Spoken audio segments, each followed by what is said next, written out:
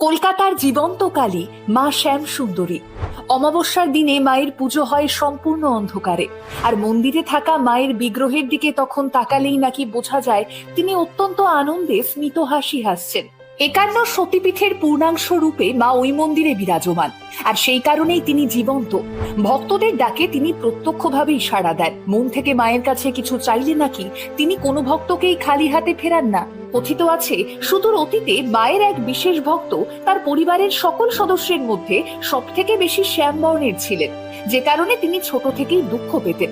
এদিকে এক আত্মীয়ের বাড়িতে গিয়ে মা শ্যামসুন্দরীর ছবি দেখে আত্মীয়ের কাছে তিনি জানতে চান কে ইনি, আর তখন সেই আত্মীয় তাকে জানান ইনি হলেন শ্যামা কালী।